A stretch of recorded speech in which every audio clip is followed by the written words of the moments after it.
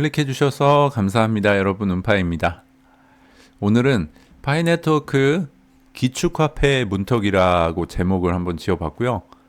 그냥 문득 갑자기 든 생각인데 산타 입장에서 한번 생각을 해봤습니다.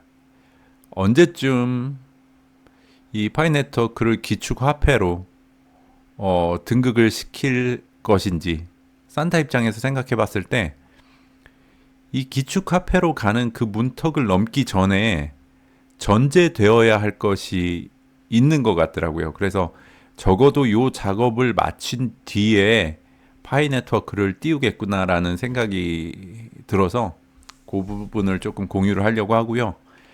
그리고 지금 세상 돌아가는 게 아주 정신머리가 없어져가지고, 우리가 이렇게 시간이 흘러가면서 이 세대가 흘러가면서 우리가 실제 이 삶을 몸으로 부딪히면서 사는 와중에 우리가 조금 주목하면서 변화를 모니터링 해야 하는 영역들에 대해서 몇 가지 이렇게 체크하고 방금 말씀드린 이 내용 정리를 하는 방식으로 오늘 영상을 진행하도록 하겠습니다. 첫 번째 주제는 총기에 관련된 부분입니다. 지난 영상에서 다뤘었는데 마약 청정국이었던 대한민국이 이제는 정말 온라인으로도 손쉽게 마약을 구할 수 있는 그런 나라가 됐잖아요. 이제 총기가 이제 국내에 들어오는 추이나 그런 양상이나 관련 기사 그리고 총기 관련된 사고 이런 것들의 추이는 우리가 조금 눈여겨봐야 할 것 같고요. 그 다음에 또 하나는 지난 영상에서 부동산 관련된 말씀을 드렸었고 8운이 지나고 9운에 접어들고 있고 또 다른 것과 이제 퍼즐이 맞아 들어가면서 이 부동산 시장에 큰 변화가 있지 않겠나, 이제 방향성을 조금 꺾어서 큰 기조가 바뀌지 않겠나, 이런 거 추이를 지켜보는 것도 필요할 것 같습니다. 저는 이제 올해 12월부터 이제 내년에 들어가면서부터 이제 본격적으로 뭔가 움직임이 보일 거라고 예상은 하고 있습니다. 그 다음에 세 번째는 사이버 어택과 관련된 부분인데, 국내에 이제 각종 통신사, 그 다음에 이제 카드사, 이제는 심지어 이거 화재로 인한 것이지만 그렇게 순수하게 보기에는 어려울 것 같고, 이제 공공 부분에 이제 기초 인프라까지 건드려지는 사이버 보안과 관련된, 사이버 안보와 관련된 문제가 생겨나고 있죠. 그래서 이 사이버 어택과 관련된 영역의 정보나 소식들을 계속 모니터링할 필요가 있을 것 같습니다. 다음은 이제 중국과 관련된 내용인데, 무비자 입국이 시작되면서 이제 치안과 관련된 막 그런 흉흉한 소문들 많이 돌잖아요. 이런 부분도 걱정이 되고, 그러니까 우리나라를 이렇게 중국한테 이렇게 넘겨주고 있는 듯한 느낌이 많이 듭니다. 이것뿐만 아니고 부동산 측면도 그렇고, 그리고 지금 정부에서 부채 탕감해주고 있는 거 있잖아요. 그 부채 탕감해주는 방식을 이제 안내를 들여다보면 이제 배드뱅크라는 것을 통해 가지고 부채를 탕감하게 되는데, 그 구조를 살펴보면 이제 은행권, 금융권에서 이제 부실난 채권들 있잖아요. 그것들을 대규모로 이제 싼값에 가져가는 애들이 뭐 여러 애들이 있겠지만, 사모펀드 또 투자은행 이런 애들이 그 부채를 부실 채권을 싸게 가져가는 거죠. 근데 이 부실 채권을 얘네는 또 어디에 팔거나 해야 되는데 이게 잘 팔아지나요? 근데 이거를 나라에서 국고를 가지고 소각시켜 주는 거기 때문에 그 사모펀드나 투자은행 애들의 부실 채권을 장사를 해주는 겁니다. 근데 그 사모펀드나 투자은행들이 누구 소유일 거라고 대충 짐작이 들죠. 그래가지고 여러모로 이게 이제, 그러니까 뒤에 이제 통일에 관련된 얘기가 나오는데요. 먼저 같이 볼까요? 그 다음에 묶어서 한번 말씀을 드리겠습니다. 그 다음은 통일에 대한 이슈입니다. 뭐 뚱딴지 같이 갑자기 통일 얘기를 하냐 이러실 수 있는데, 이거는 우리나라 버전의 종이의 집인데, 이거는 이제 개봉한 지가 꽤 됐죠. 몇 년 전의 작품인데 한번 보겠습니다. 남북미 정상이 판문점에서 회담을 한 지가 몇 년 전에 했다는 거죠. 시간이 흐르면서 통일에 대한 기대도 점차 사그라질 즈음 변화는 뜻밖의 도둑처럼 찾아왔다. 갑자기 찾아왔다는 소리죠. 남조선 정부와 더불어 종전을 선언했답니다. 앵커가 종전 막 이렇게 하면서 저거 뭐 이렇게 북한 사투리인 거죠. 저거 믿어도 되겠어? 막 이렇게 하고 내래 전부터 심상치 않다고 했잖니. 경제 협력을 해 나가기로 합의하였다. 종전을 선언하고 경제 협력을 해 나가기로 합의하였답니다. 이를 위해 양국은 경제 공동체를 건설할 것이며 공동으로 화폐를 만들어 서로 사용하도록 공동화폐를 쓴다고. 기하면 이제부터 남한 물건도 살 수 있는 거가 뭐 그게 대수냐. 출입증만 받으면 자유롭게 왕래가 가능하다던데 하니까 이 전종서 배우가 고민할 것도 없이 이제 군대 전역하고 코리안 드림을 꿈꾸며 남한으로 가는데 그게 2025년에 남한으로 가는 걸로 나옵니다. 이 종이의 집에서 이렇게 언급이 됐는데 이 도둑처럼 갑자기 통일이 온다라고 표현이 됐었잖아요. 작품 하나 더 볼게요. 이거는 9월 10일 날 디즈니에서 개봉한 북극성이라는 작품이고요. 이 여자 배우가 최경신이라고 대통령입니다. 현재 대통령. 남북 관계는 얘기는 언제 해? 북한은 내일이라도 붕괴될 수 있는데 통일 문제는 갑자기 들이닥칠 거야. 자연재해처럼 피할 수 없이. 여기도 갑자기 들이닥친다고 하죠. 윤 대통령 지원에 힘써달라고 당부했습니다. 통일은 갑자기 찾아오겠죠. 통일은 갑자기 찾아오겠죠. 통일이 이 갑자기 찾아올 수밖에 없는 건가요? 그러니까 우리가 다 경험해 보지 못한 일이기 때문에 통일이 이렇게 어떤 이제 경제 협력이나 뭐 어떤 조건들이 맞아서 이렇게 점진적으로 발전을 하다가 통일에 가까워질 수도 있지 않은가요? 그러니까 잘 모르겠는데 지금 이제 제가 컨텐츠 2개만 갖고 왔는데 사실 다른 컨텐츠들에서도 통일과 관련돼서 저런 식의 표현들이 더 있습니다. 근데 거기서도 도둑처럼 온다, 재난처럼 피할 수 없이 갑자기 온다. 바지를 거꾸로 입으셨던 윤 대통령도 힘써달라고 당부했습니다. 통일은 갑자기 찾아오겠죠. 갑자기 찾아온다고 그러죠.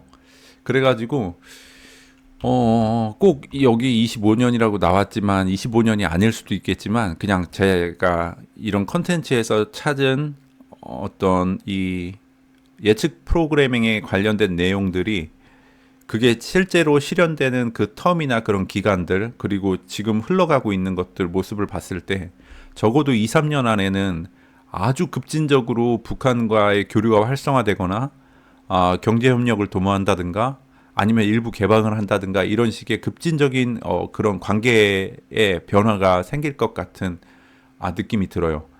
그리고 아까 이 문제를 이제 중국과도 묶어서 보면 그러니까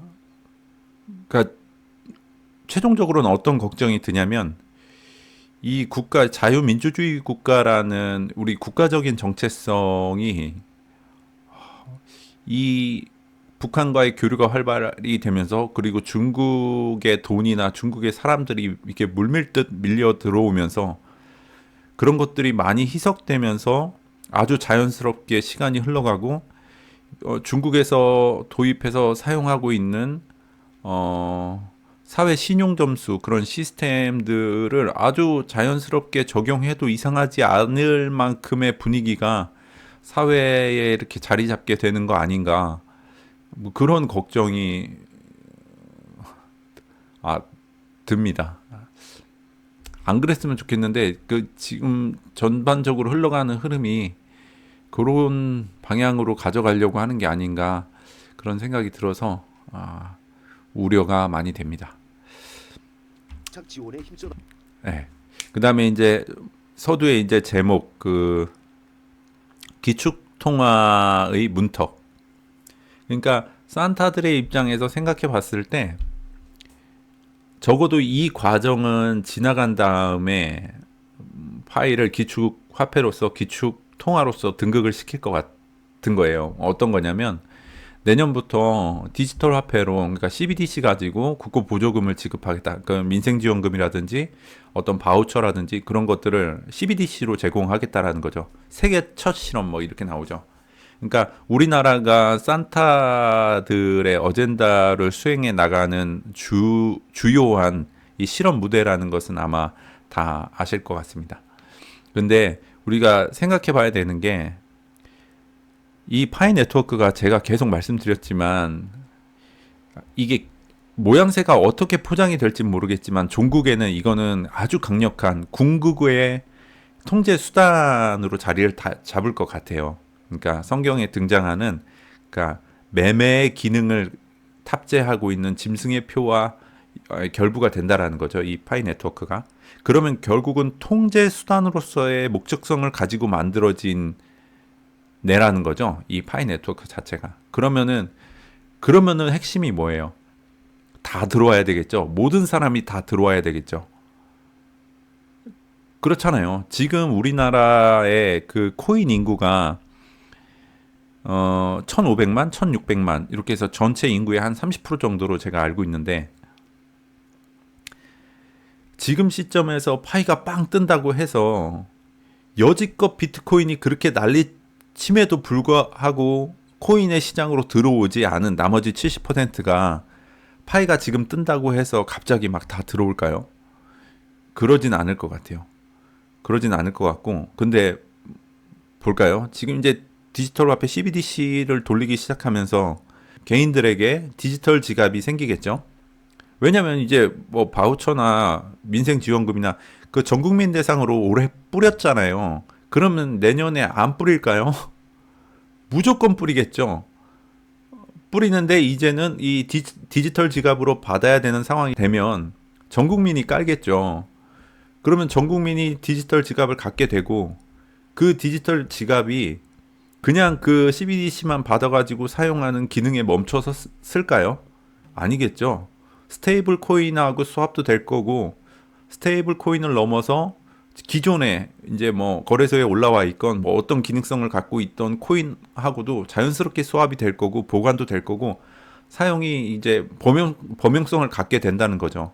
그러면은 지금 전 국민의 30%가 이 코인 생태계에서 어떻게 움직여야 되는지 방법을 알고 있고 실제 사용할 수 있는 사람들이라면 나머지 70%를 데리고 가야 된다는 거죠. 왜냐하면 통제 안으로 그들을 다 끌어들여야 되니까요. 그렇겠죠.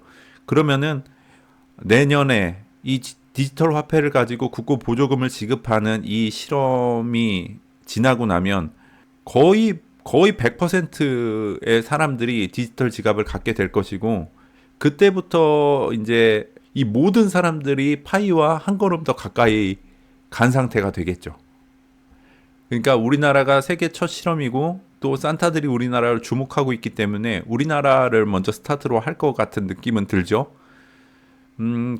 그렇다라고 하면은 최소 이 작업은 지난 뒤에 파이를 띄워도 띄울 거라고 우리가 유추해 볼 수 있겠죠.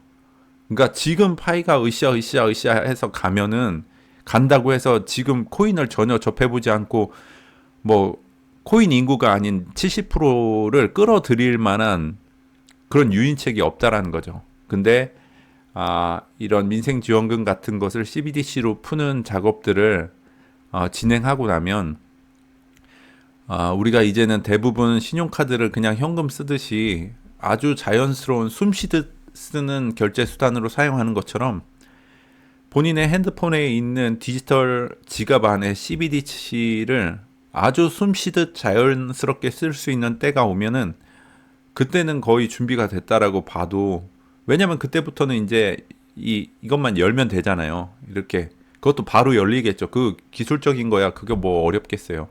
그래서 제 생각에는 파이 네트워크가 궁극적으로 산타들의 통제 수단이기 때문에 최대한 많은 사람들을 끌어들여야 되는 것이 방점이고 그러기에 전제되어야 되는 것이 이 CBDC를 가지고 모든 개인에게 디지털 지갑을 열게 하고 점차 그것이 스테이블 코인으로 그리고 그 기타 어떤 코인들로 아주 자연스럽게 연결될 수 있는 흐름으로 가져간 뒤에 이제 안전자산을 항상 찾잖아요. 그러니까 지금은 이제 디지털 형태로만 바뀐 거지 결국 CBDC도 어디에 패깅된 거예요? 국채에 패깅된 거죠.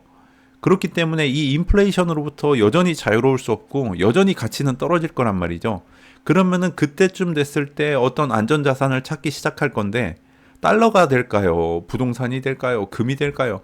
그때 가서 이제 작정하고 산타들이 파이네트워크를 으쌰 하기 시작하면 어떻게 될까요? 저는 아마 그렇게 아주 자연스럽고 그 응축됐던 힘을 완전히 폭발시킬 수 있는 조건을 만들어 놓은 상태에서 파이 네트워크를 등극시키지 않을까 그런 생각이 조금 들었습니다.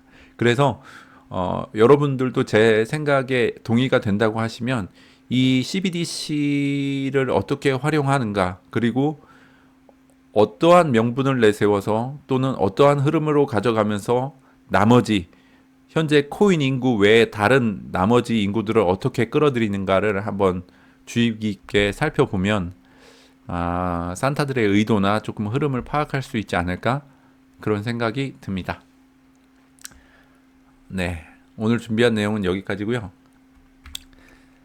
그리고 제가 상담 진행하던 거 현재 연락이 안 닿고 있는 두세 분 정도만 남아있고 상담을 다 마쳤습니다. 그래서 변란책을 만들고 변란책을 해석하면서 상담을 진행했던 그 동영상들을 음파 ETV에 차곡차곡 올리고 있습니다.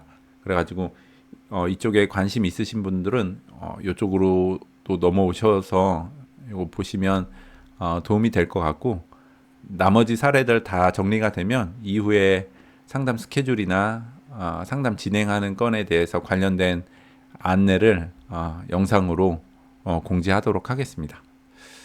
많은 성원과 관심 부탁드리겠습니다. 오늘 영상은 여기서 마치도록 하겠습니다. 시청해 주셔서 감사합니다.